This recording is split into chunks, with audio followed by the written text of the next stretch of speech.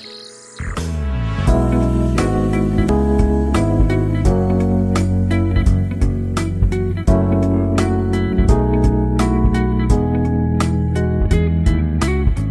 and welcome to another episode of the Otaku Experience. This is the Thursday episode of the new schedule that we're doing, which is Sunday and Thursdays at 2 p.m. Pacific Daylight Time.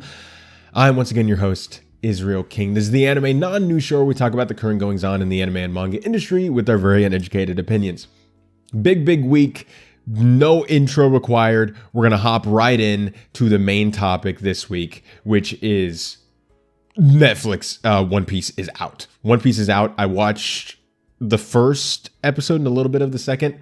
The thing is, they dropped it like at a random point in the night. It was at like 2 a.m. where I live when they dropped it. And no, I'm not gonna do that. You know, I thought about it. I was like, maybe not. No. No. So I watched the first episode. So I'll just say I'm gonna give you my thoughts, and we're gonna talk a lot about One Piece. That's gonna be at least the majority of this episode, or at least a good chunk of it. And then the full review, my full review of the show will be on the Sunday episode when I have time to watch the show over the weekend and, you know, not sit down for 8 hours. Because if I did that, this episode would come out later. But I still want to talk about it. I want to talk about the reviews to it, kind of give my thoughts because, like, spoiler alert, I think it's really good. Okay, so we're gonna hop right in to the thing. Okay, so here's One Piece. Okay, live action One Piece, Netflix One Piece is out. We've been talking about it all year. It's the story of the year. It's really good. I have one problem with it, and so I'm gonna get it out of the way, or at least my biggest problem with it. I'm gonna get it out of the way fast. The lighting in this show is awful. It is so utterly dark. Why can't I see anything? Why? What is going on? Like, I was at my parents' house this morning. I had laptop out and I was doing my Otaku Experience notes as I had the episode watching. I was still able to watch, but it was covering a lot of what I had read in the manga, so I knew I was going to be fine. I could watch, you know, a good majority of it as I was like skimming through the stories, seeing which ones to use and which ones not to use. But then I realized something. I can't see what's going on. So I have to go close all the blinds, all the curtains in the house, turn off all the lamps. And I'm like, dude, why is this so dark? Like, this poster, this is a lie. This needs to be like at minimum 50% of the opacity that this is. This is ridiculous. I don't understand why such a colorful, such a bright, such a vibrant manga and anime is in this really dark color palette. And you can tell that the clothes that the people are wearing, or Nami, you can see her hair, it's this really bright fluorescent orange. Why is this suddenly being like dropped down? It seems to me in the color direction department. I don't think this is actually how it was filmed. It looks to me like in editing and in post-production, they lowered the brightness. Now, whatever reason that is, that could be for maybe it looked a little more goofy with how bright it was. Maybe the darkening of the shots can hide some more things that maybe didn't look as good when they were lit up with the full brightness. I don't know what it is, but with such an enjoyable show, with such a light-hearted tone, it was really weird to see like these crazy, wacky adventures happening with these really funny, cinematography choices, the acting, everything is like trying to be funny and lighthearted, and then you have this really drab like camera shots, and it's like, dude, they're out on a ship, like Luffy and I forget the boy's name with the glasses who was working for the really mean pirate lady, and then Luffy like convinces him to leave. I forget that guy's name, but they're sitting in this boat rowing away to land, and it's broad daylight. There's like barely any clouds in the sky. Like the sun should be striking them hard, and it's still like it's darker than me, and I'm like, this is not what this should be for this prime time, huge production Netflix series. Like, it should be way brighter. And so my only thought is that it had to have been done in post-production. And I don't know for whatever reason that is, but that's really my biggest problem with the show. Other than that, guys, this show is really, really good. Okay, let me just say this. as the first episode was ending, there's a scene where our entire crew gets together and they are getting on this ship. They stole the map from the Marines, or at least they stole the case that the map is in, that they believe the map is in, from the Marines, and they run away. Oh, by the way, spoiler alert. I'm going to spoil this first episode. I can't spoil the entire show because I haven't seen it. And the show will go past as far as I've read in the manga. So I'm only going to be talking about the first episode here. And I guess I'll try to refrain from giving some spoilers, but just so you know, hopefully you have seen at least the first episode, or you don't care.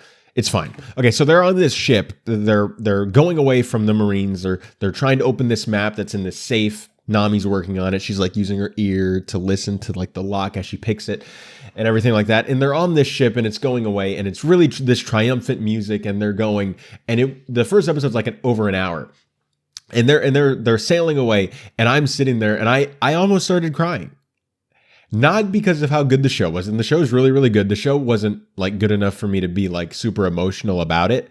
I'm not like the biggest One Piece fan or anything like that. I do enjoy the manga. I haven't seen the anime. I've chosen to read the manga because I can read manga chapters faster than I can watch anime episodes. So I just figured with how long One Piece is, reading it would be a lot easier for me. But they're on this ship and it's sailing, and this triumphant music, like the One Piece theme, starts playing. And I was like, I started to get teary-eyed because I was like, they actually did it. This is like the first really good anime / manga adaptation that's live action that Hollywood's done. We did it. Like everything else, I mean, you can talk about, like, some people like the Speed Racer movie, some people like Alita Battle Angel, but nothing's ever been, at least in my opinion, something that I've been like, yes, this is it. There's been things where I'm like, okay, I guess it leans more good than bad, but the majority of them have been bad. And even with the reception, most things have been split. The reception for this so far seems to be fantastic. We're going to be talking about the critic reviews in a second, but the Rotten Tomato score is high. My view of it myself was like, they actually did it. They actually pulled it off. Like this isn't Cowboy Bebop. I mean, it's wacky like Cowboy Bebop, but it's wacky, but still it knows not to be too wacky with it. It knows to have its fun. It knows what type of show it should be, what it's based off of. It knows the heart that's involved. It knows what its fans want, but it doesn't go too far off the deep end to where you're just like, okay, this is just stupid. It doesn't do that. This is like, this is it. This is One Piece, man. This is when I was reading the manga and I imagined like a live action version of it. It's this show. I mean, obviously I would have expected like the colors and everything to be a little bit brighter, but you know, in terms of the heart and the story and the actors, which we'll talk about in a second, this is it. This is the best live action anime adaptation that Hollywood has ever produced. And now, granted, I haven't seen all 8 episodes. I've only seen the first episode. I believe there's 8. I could be wrong.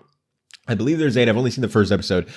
And so I can't really say for sure if that's the case. But as of now, this 1 hour I've seen is the best 1 hour of live action adaptation, whether it's manga or anime, that Hollywood has ever done. It's really that good. And so, guys, please go check it out. I want to talk a little bit about the casting. And I mean, we saw, you know, we've seen the cast in these images and the trailers, and so we knew what we were kind of expecting. But I'll just say that the person who makes this show work is Luffy, and I'm blanking on the actor's name. Netflix live action One Piece Luffy actor. I'm blanking on his name. Inaki Godoy. I hope I'm not mispronouncing your name. He carries the show.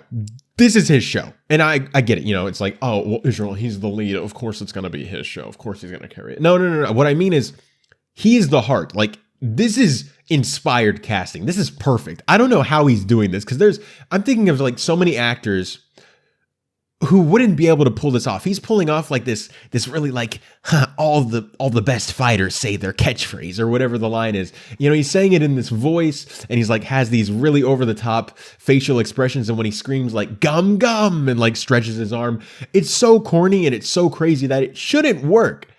He's pulling it off. I don't know how he's doing it. And he's like the butter that holds this glue together, because this first episode, we kind of follow a bunch of different storylines because the characters are all separated before they get together and become this crew.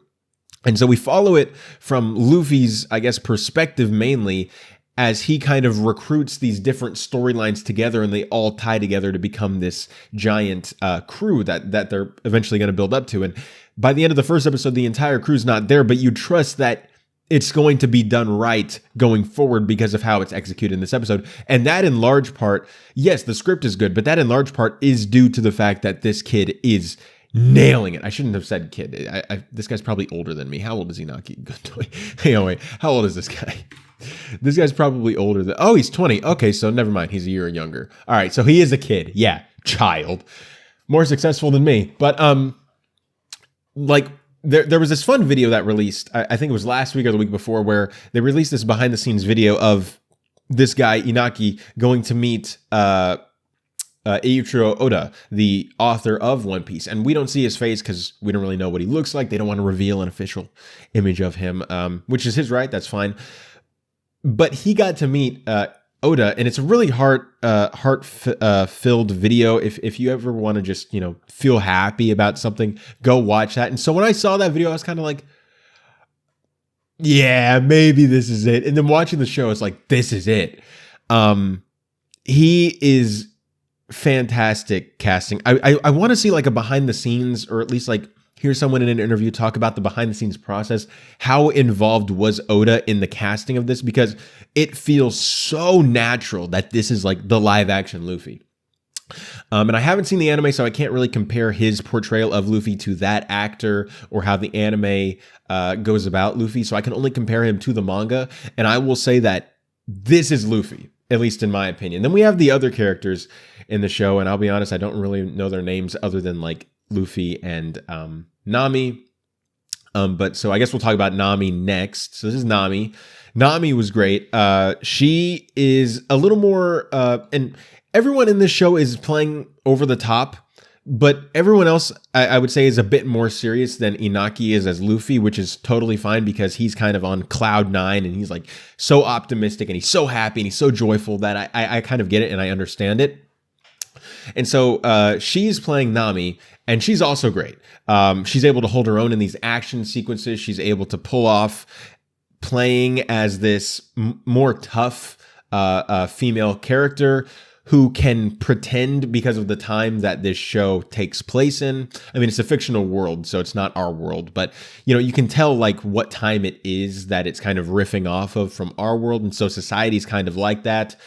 And you can kind of see her be able to fool men, because men are in a lot of the positions of power in this world. You can see her kind of fool men into, falling into her, I guess, traps by playing sort of this damsel in distress and as someone who needs help. But then she just proves that she's super capable. Her biggest introduction in the show is she's like on this little like tiny little one-person boat, and there's a treasure chest on it, and she pulls up to this bigger ship with two guys on it, and she's like, help, my crew was attacked and I'm the only survivor, please help me. And then they jump into her boat and they start raiding her treasure chest, and she's like, hey, stop. And then they're like, it's totally fine. Then they open it, it's empty. They look back, and she's sailing off in their big ship, and they're stranded now in her little boat, and she's like, thanks for the ride. It was really, really good. And she does that throughout. She has great fight sequences, as we see later on in the episode. And so she was also really, really great. And that's just something I'm going to say about everybody, is that all of these cast members, like this guy, I forgot his character's name. He's great. He's super serious. He's almost an over-the-top serious character, whereas Luffy is an over-the-top goofy character. And so they're like polar opposites, but that's what makes it work so well. And so he's great.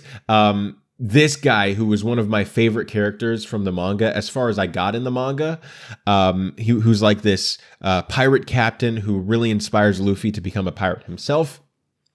And he has this heart on his sleeve type of character where you just trust the guy instantly, but he can also stand up for himself, and he can also, be like a stern, like a man's man when he needs to, but then he can also be super nice and super open and super caring to these characters that he cares about.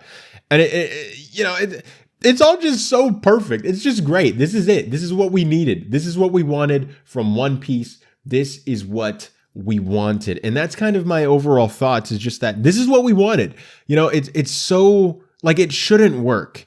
And like I said, I was at my parents' house when I was watching the episode. So my dad walks in, and this usually probably wouldn't be the type of show he would be into. Like if you just read the synopsis or if you showed him like a trailer, he probably wouldn't be too interested in. He's more into like the serious stuff. He's more into like dramas and straight up action stuff. And so this might not have been up his alley, but he was, you know, walking to the kitchen, and then he stopped and just like watched the show for a bit. And he was like, huh, what is it? What'd you say this is called again, Israel? And I was like, yeah, it's One Piece. And so this might mean that they're going to watch it. So this is a super accessible show. You won't feel lost at all if you haven't read the manga or the anime. This is a great, great, great adaptation. And guys, I think we could potentially be in the beginning phases. I'm not going to say we're in it, because there's still chances for shows in the future to be bad. There's still a chance for this to fall off at some point.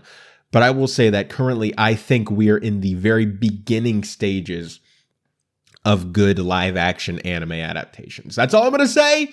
That's all I'm going to say. Now, we are going to... Hey, stop it, OBS. So we are going to now talk about the reviews for the show. So let me load those up here. The reviews have been great. And so I'm going to open up the reviews from Rotten Tomatoes. And we'll talk about these here. Okay, here we go. So here's the reviews on Rotten Tomatoes. Oh my gosh. I did not mean for that to happen. Here's the reviews on Rotten Tomatoes. And so we're going to start with, the name is Julian Lytle. I hope I pronounced that right. And Geek Girl Riot.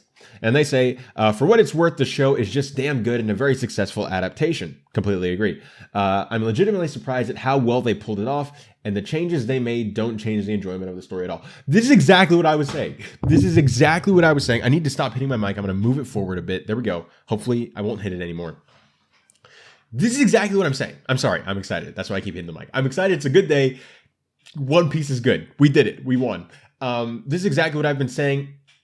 It's just, I don't know how they did this. Like I would never have even attempted to try to do One Piece. Like I'd be like, no, I'm not even going to touch it. Like if I was a director and they were like, hey, Israel, would you want to, work on this? Nope, I'm good. I'd rather not, have that blemish my record, because this seems like in every aspect this should fail, but it doesn't.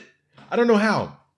Then we have Arezu Amin from Collider. There is so much story left to tell by the end, and my hope is that we do see it one day.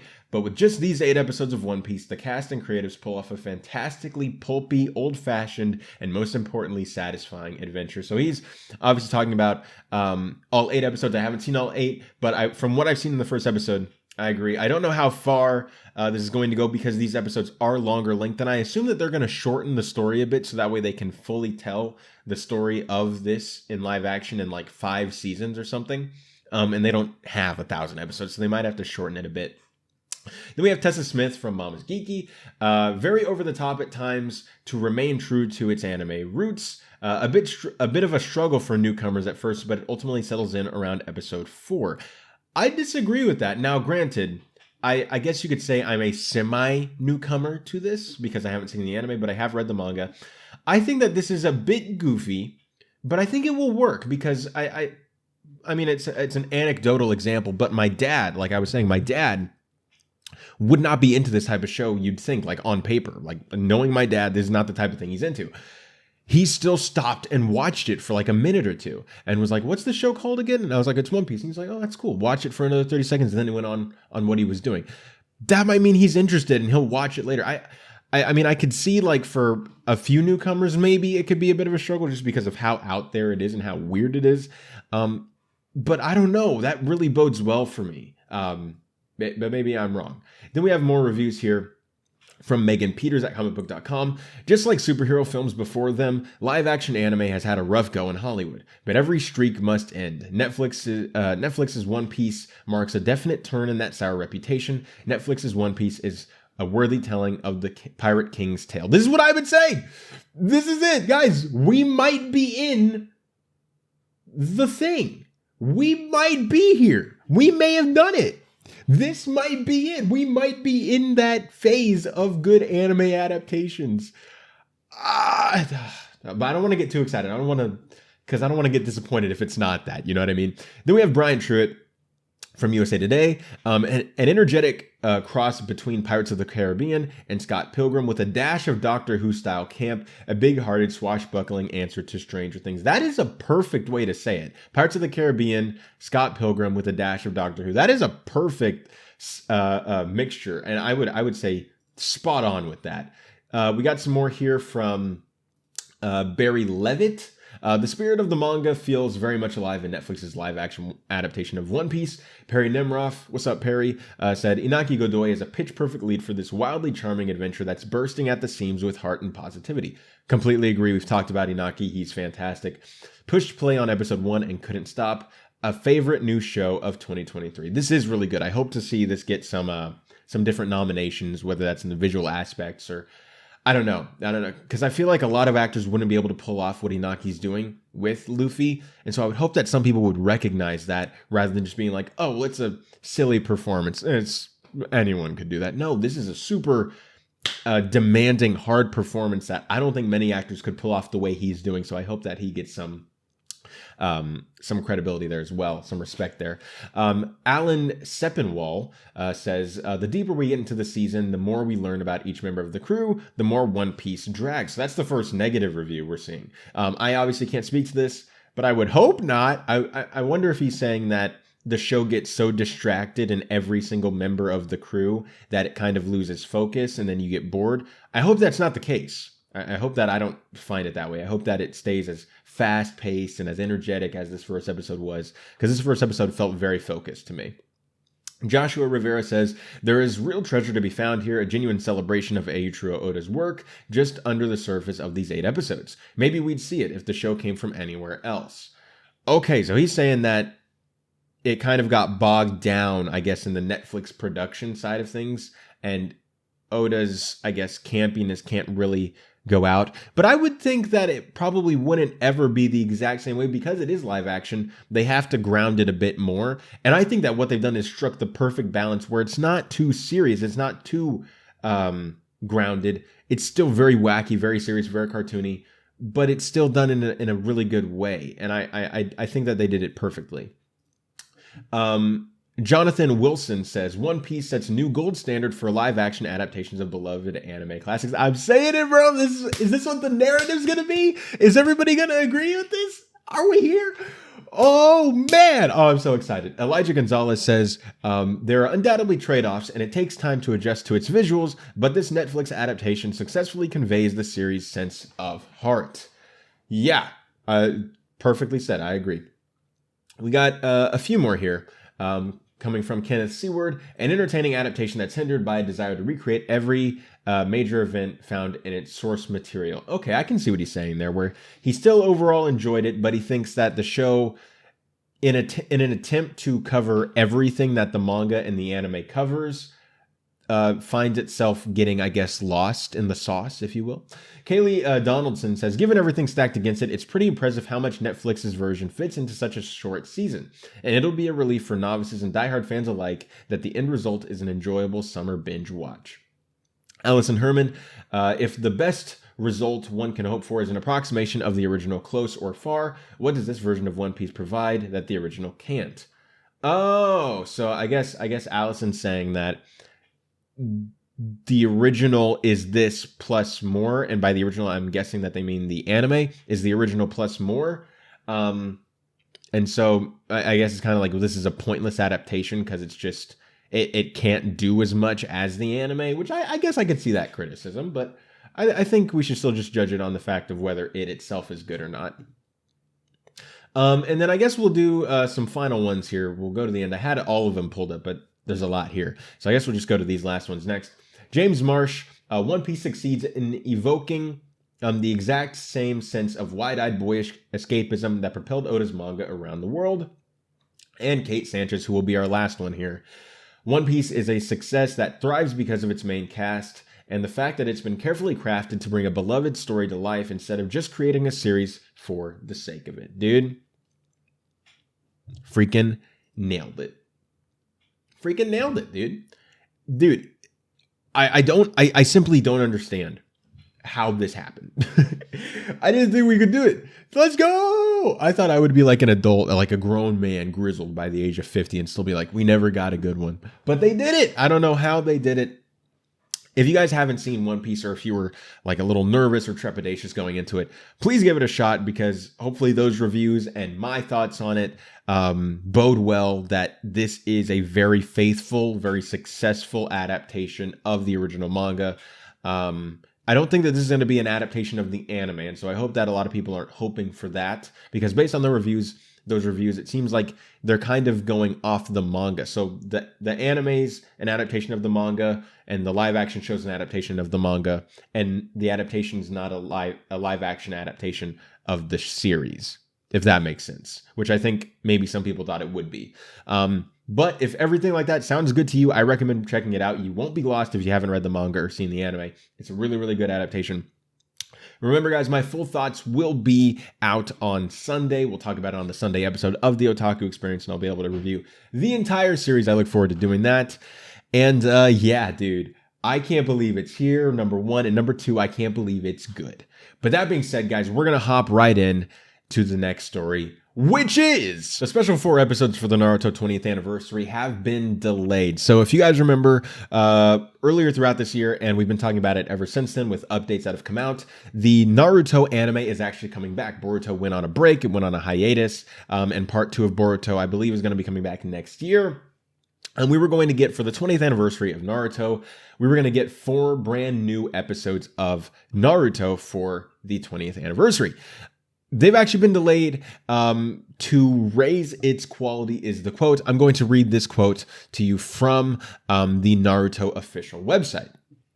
And they say this: the broadcast of the new 4-week animation celebrating the Naruto anime's 20th anniversary has been postponed from its scheduled air date of September 3rd, 2023 at 5:30 p.m. JST. As this project is both a celebration of the anime series' 20th anniversary and the first Naruto anime since Naruto Shippuden ended over 6 years ago, we have decided to take extra time as we strive to further raise its quality. We deeply apologize to all the fans who were looking forward to the anime. A revised broadcast schedule will be announced on our official site and social media once it is finished. A selection of Boruto, Naruto The Next Generation's episodes featuring the best of that series will air in the time slot previously scheduled for the new anime. We sincerely appreciate your understanding as we make every effort to create an anime that lives up to everyone's expectations. Naruto Anime Production Committee. All right, so there's a little bit to talk about here. The fact that it was delayed so close to its release, like we are within days of when it was supposed to come out. So it's like you'd think you'd know that it's not going to be on schedule before then. So that's just a little bit scary to hear. Maybe they hit some production issues and they're just saying this so that way, save face, so that way no one's like, oh my gosh, it's going to be bad. So that way that doesn't happen with the audience, reaction. But there is something that this could be because of. And so if you've been following the anime community on Twitter or on Reddit or wherever, on YouTube, and you follow the news and the updates, particularly in the Naruto one, you would know that there was a rumor or a leaked theory, a rumor or a leak, that the episodes were going to be 4 hours, were going to be 1 hour long each, which would be 4 hours of the new Naruto stuff. Meaning that these episodes could be double to triple the length of that of a typical anime episode. A typical anime episode, once you take out the opening and the ending, are about 20 to 21 minutes long. This could be, if it's going to be a 1 hour long episode with commercials, that would be around 45 minutes. If it's going to be just a straight up hour that's going to go to streaming, that would be a full hour. But I think it's probably going to be the former, which is the 45-minute episodes, but it could be up to an hour for each episode. We also still don't know what these episodes are covering. These could be original content, or these could be moments from the manga that were never fully adapted. We just don't know what the case is for this. So we don't really have much to go off of other than this statement and other than the leaks that we do know about. We do know that they're going to be releasing Boruto episodes in those time slots. So I guess we'll know that if there's 2 Boruto episodes airing in each week, that will be a conclusive fact that this is going to be double length episodes that are around an hour.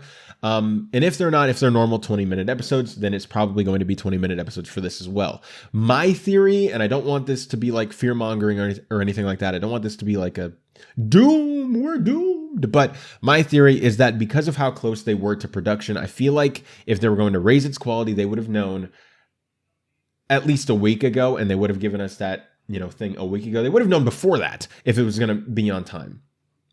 And so this, because of how close it is, it was supposed to air. I'm filming this on Thursday. It was supposed to air, I believe, on Sunday. I believe Sunday. Sunday would be the 3rd. Why are we getting this news now? You know what I mean? I guess it came out Tuesday, which would be 5 days before it was supposed to air. But still, like less than a week. So to me, this seems like they maybe hit some production issues. It's taking a little bit longer than they wanted it to take. And they thought they could fix it. They got to the point where they realized it's way too close. We're not going to be able to do it. We thought we might be able to turn it around. We're not going to. So we're just going to delay it. And so I don't think that this means that the episodes are going to suck. I think it just means that, we've seen it so many times this year and throughout anime history that episodes sometimes just get delayed if they're not meeting their production schedules. We saw it with Nier Automata. We saw it with what's currently going on with Zom 100. We saw it with Kubo Won't Let Me Be Invisible and many other anime this year. This is just something that happens in the anime production process. Making anime is a very hard, tenuous, and stress-inducing process where so many things can go wrong, and it's a miracle that so many anime do come out when they're scheduled to at the quality that they are. This, to me, doesn't mean that the episodes are going to be bad, but it does signify to me that most likely they did hit some production issues and aren't just stopping to raise its quality. I think that's just a safe way to say, we're going to, push it off, and then they can give sort of a reason to it. Because if they were just saying it's delayed, everybody would be like, oh my gosh, we're doomed. Life is over. Naruto's dead. We killed him. But I don't think that that's the case. I think that they just didn't want to be like, production just isn't going as planned, because that might seem that it's going to be bad and they don't want people to think that. So that's kind of my 2 cents on that. What are your thoughts on this? So I guess the biggest thing that we can look forward to is when that announcement's going to come of when it's going to air, and then keep a lookout starting on Sunday. How long are how many episodes of Boruto are they airing in these time slots? If they're airing 1, they're going to be normal length episodes. If there are 2 Boruto episodes that are airing, this means that these are going to be 1 hour long episodes, which is very, very exciting. Which would mean that we get like 4 hours of, or I guess, be about 45 minutes. That's what, 3 hours total of Naruto. That's still more than like an hour and a half. You know what I mean? I think the fan base would take it. So that being said, guys, what are your thoughts on the Naruto 20th anniversary getting delayed? Well, I guess the anniversary isn't delayed, but the special anime episodes are delayed.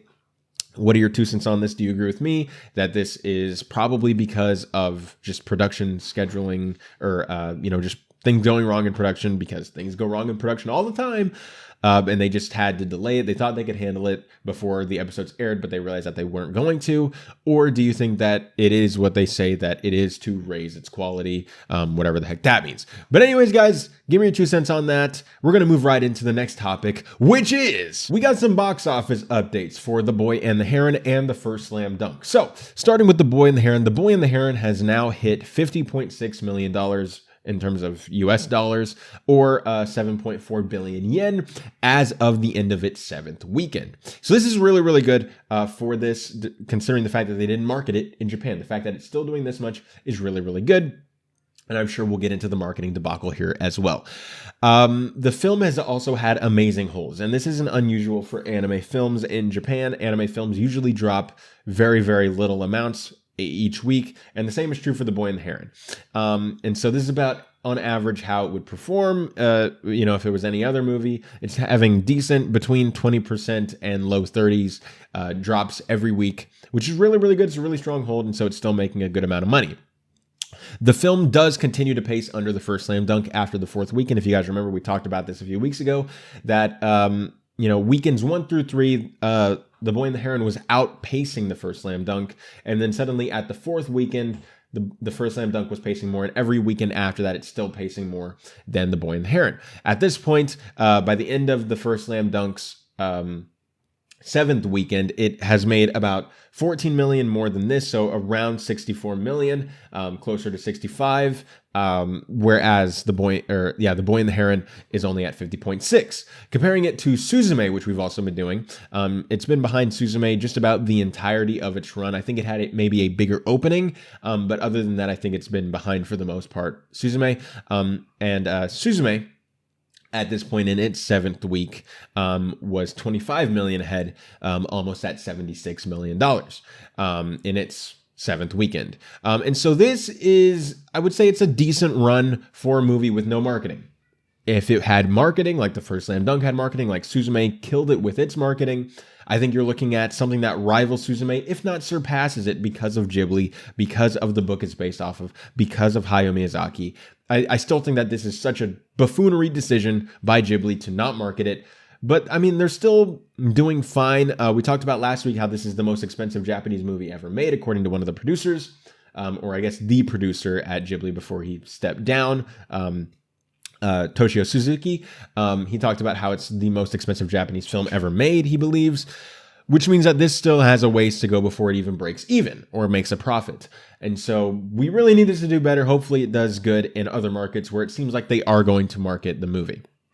Moving on over to the first Slam Dunk, we have an update for its overall Japanese gross, and that it is the number 7th all-time anime film at the Japanese box office, not worldwide, just at the Japanese box office, passing Ponyo. So Ponyo was at around $105 million. The first Slam Dunk, they both start with the, so every time I say the, I have to make sure I'm not saying the other film. The Boy and the Heron, the first Slam Dunk. It's really confusing.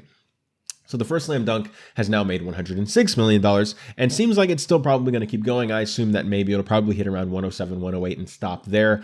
I don't know what that will pass after I don't know what's in the number 6 spot that it has to pass, but I don't think it probably will unless I see a list of that. I tried to look for one. I couldn't find one. It was really, really weird. So if it stops at number 7, that's still fantastic. It's still at number 7 all time.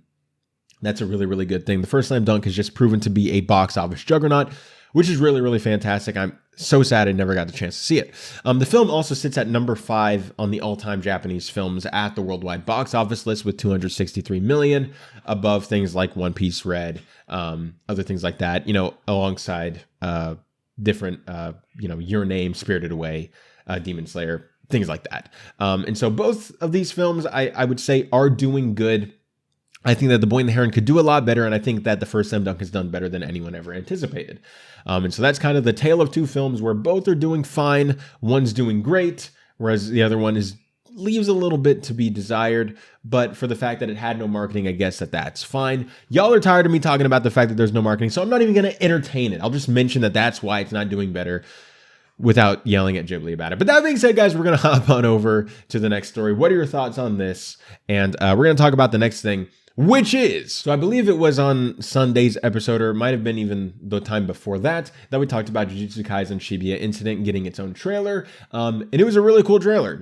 Action. We got to see the original cast returning because we're now back into continuing the story rather than we keep traveling back in time. So that's really fun. And so we, this week, or I guess today as I'm filming this Thursday episode on August 31st, Jujutsu Kaisen Season 2 Episode 6 aired, and this started the Shibuya Incident arc, and we got the official opening. Toho Animation uploaded a 4K version of the opening to its YouTube channel, featuring the song Special Z by King Nu, which is an amazing song, and we had this opening. And dude, this animation, let me just say that, this animation is fantastic. I loved what was going on. We never really got a full-on synopsis for this, and so it seems to me like they're just trying to kind of the cast is back, they're fighting bad guys. That's all you need to know, which I guess is fine, because watching this opening, I was like, I need to watch this right now, but I got to film the Otaku Experience. But after this, I'll watch it. You know what I mean? And so we have this amazing opening. It's great to see the cast return. Obviously, we have Nobara there. We have what is his name? Yuki, black-haired guy. There's our villain right there. He's back. It's like, bro, where you been? It's ridiculous. We have some of these shots are so great. Even if you don't watch Jujutsu Kaisen, if you don't like it or whatever, just look up the opening for this arc and just appreciate the animation. It is so fan-freaking-tastic. It's amazing. I don't know how MAPPA can keep getting away with this. We have this image, which I thought was just, dude, the visuals in this alone. And obviously it's MAPPA. We know this. And it's a Jujutsu Kaisen opening. You know, we know this. They go off on their shonen openings. They went too hard on this one, in my opinion. And then we have this shot of Itadori as well. So it was a really good opening. I mean, I can't really give like thoughts on it because I mean, it's just an opening. It's a really good opening. Really, really good. Jujutsu Kaisen continues to kill it in all of their production aspects. And they just go way too off on everything. And it's like, bro, guys, leave some for the rest of the animes. You know what I mean? Like, bro, MAPPA's setting the standard a little too high. You know what I mean? Anyways, it's not really a news story, but it was a really, really fantastic opening. So I feel like I just needed to kind of share awareness about this. So if you haven't seen it, go check it out. We're going to hop into the next story, which is Dead Demons, Dead Destruction. I wonder if I said enough deads there. It's a really weird title. Is getting a 2-part film adaptation. So if you don't know what this is a manga, I believe that aired between, or I guess, you know, its run was between April 28th, 2014 to February 28th, 2022. And then a month later, or I guess in the following month, I don't know if it was exactly a month later, but it was in March of 2022, the anime was announced. And for a while, we just kind of assumed that this was going to be an anime series. Well, it turns out this is actually going to be a movie. Now, if you guys need some more updates on who's involved and just kind of, you know, remembering some of the details, Production Plus H is working on this. They're producing this. They did More Than a Married Couple But Not Lovers. Most recently, they did Moriarty the Patriot. And they probably their biggest hit in recent memory is Spy X Family. So that's really good. They're a really capable studio who knows what they're doing. And when they have their priority on something, which I believe they will have on this, it's going to look fantastic, especially because it is a film. Not only that, 2 films. They also have staff working on this who worked on Psychic Detective Yakumo, A Silent Voice, which is fantastic, Violet Evergarden, another fantastic thing, Dorohedoro, another fantastic thing, and Yuri on Ice, which is also very, very popular. And then if you guys don't know anything about this, I will read you the synopsis for this, or at least the manga synopsis, and they might change it a bit for the movie. When you look up at the sky, what do you see? A blue sky? Freedom? A hopeful future? The people of Tokyo see none of these. Instead, an ominous alien mothership looms overhead, engulfing the city skyscape. 3 years later, they came. The arrival of the invaders sparked the greatest war humanity had ever faced, one that threatened to end the world. The Japanese government scrambled to fight the invaders. Weapons were mass-produced, sparking controversy and pacifist movements. That day, everything changed. And yet, nothing has changed. Kadode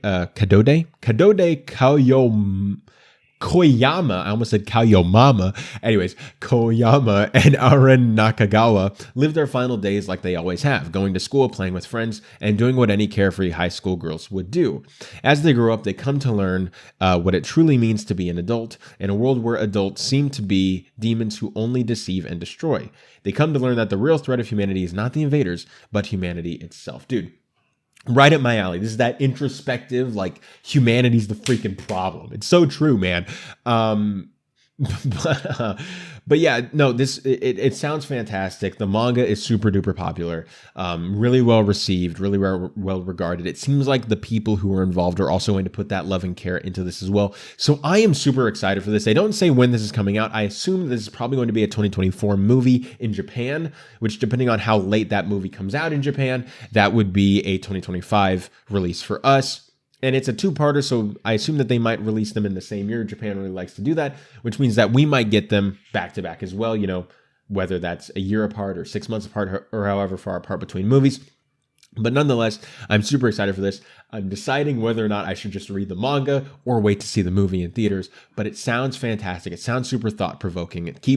You keep hearing, like, it brings up things like, oh my gosh, look, aliens, and you're like, okay, it's going to be an alien thing, and it's like, oh, but then the government started producing things, and, you know, the pacifist movements, and it's like, okay, wait, what? Like, I thought this was going to be a war against aliens. Then it's going to be about these kids, not about the actual war. It's going to be them going to school, growing up, and realizing that the problem is actually in humanity. Okay, what is this? Is this a slice of life? Is this an action? What is going on here? It's fantastic. I can't wait to see it. Sounds amazing. Does this spark your interest for this? Let me know what you're thinking about there. And with that, guys, we're going to move on to the final news story this, I almost said this week, but there's 2 shows a week now.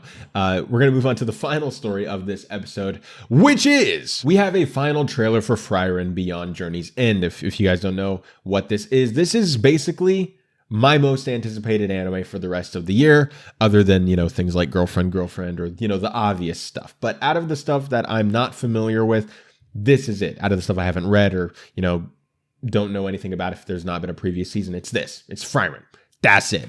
So we got a final trailer, and it was it's still really good. I mean, there's no subtitles, so I don't know what they're saying, but it does seem to me that this focused more on the action side of things, whereas the previous 2 trailers, we got a teaser and then a real trailer. Those focus more on the emotional side of things and just the story overall. This one was more action focused, which was really, really cool.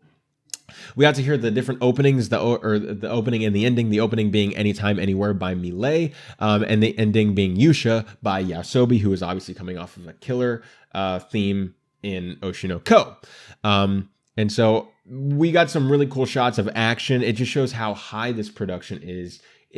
There's so much care in this, dude. This is going to be nominated for Anime of the Year, and it might deserve it. From a production standpoint, I think it deserves it, but I haven't seen it. But I just have this gut feeling, we talked about this when the last trailer came out, that I think that this might be in my favorite anime of the year lists. Whether that's going to be a number 1 or number 3 or wherever, I think it's going to be on there. And I think it's going to be on a lot of people's anime of the year list. And so I think that this definitely is going to deserve to be nominated for Anime of the Year. And you have these amazing shots. The lighting is freaking fantastic. Just the composition of everything in here seems like it has so much care and so much reverence for the original material, and it's great. If you guys don't remember what Frieren is, they have a little synopsis here from Viz Media that says, decades after their victory, the funeral of one of her friends confronts Frieren with her own near immortality. Frieren sets out to fulfill the last wishes of her comrades and finds herself beginning a new adventure. Basically, if you want a more in-depth thing there, Frieren realizes that she's going to live forever and she can only die if she gets killed. And so when she goes to a funeral of one of her friends, she realizes that eventually all of the people she knows will die and she'll still be here. And so it's really introspective. It deals a lot with life and death. And it looks fantastic. What can I say? It just looks amazing. And I can't wait. It is getting a 2-hour special premiere, thank you, Jesus, on September 29th. So we have less than a month now until this comes out. And I cannot freaking wait. But that being said, guys, are you excited for Frieren? Have you read it? Have you seen this trailer? Are you trying to stay away from anything so you don't get spoiled? That totally makes sense. Let me know what you're thinking about this. And with that being said, guys, this would actually be the part where we talk about the Goofy Woofy anime community. But there is no Goofy Woofy anime community. So what we're going to do is we're actually going to go straight in to the audience rankings. So let me load these up here. And this is going to be the anime trending audience rankings. On Sunday, we cover the anime corner audience rankings. And on Thursdays, we cover the anime trending. So going over to the anime trending audience rankings, we have at number 1, Mushoku Tensei Jobless Reincarnation. It went up 2 spots from number 3 to number 1. At number 2, we have My Happy Marriage. And that went down 1 spot to number 2. What am I talking about, Israel? Read the thing! Ah! Anyways, going on to number 3, we have The Girl I Like Forgot Her Glasses, which went up 1 spot from number 4 to number 3. Bleach Thousand Year Blood War: The Separation went up 3 spots from number 7 to number 4. Haremia The Missing Pieces went up 1 spot to number 5. Dark Gathering went down 1 spot to number 6. And then Reign of the 7 Spellblades went up 3 spots to number 7. Undead Murder Farce is a re-entry back into the top 10, so congratulations there. And you popped back in at number 8. Sugar Apple Fairy Tale Season 1 Part 2 has spent 2 weeks at number 9. And Rent a Girlfriend Season 3 is a new entry into the top 10 for the anime trending chart. So that's really cool to them. And with that being said, guys, this would also be the part where we read your comments and questions. But we don't have them. So no one left any comments last week. I guess no one cared. No. The episode actually performed really well. There just weren't any, I guess, no comments. I guess there was nothing really to talk about, which is totally fine. But if you do want me to talk about your comment next week, you can hop down in the comments and let me know what your thoughts are on that. But that being said, guys, that's going to do it for this week's episode of the Otaku Experience. Not this week, this Thursday episode. Why can't I do things right? If you want to keep up with me outside of this show, you can subscribe to me on YouTube at Kingtanic. You can follow me on Instagram at Kingtanic, and you can follow me on Twitter at Kingtanic Israel. If you're new to the Burnett Network, consider sticking around. We have some great shows that you can watch every single day, including but not limited to Robservations, Ladies of the PGS, Midnight Musings, K-Pasa PGS, Architects of Imagination, Let's Get Physical Media, and of course, the Otaku Experience. And with all of that being said, guys, that'll do it for me today. I will see you all on Sunday.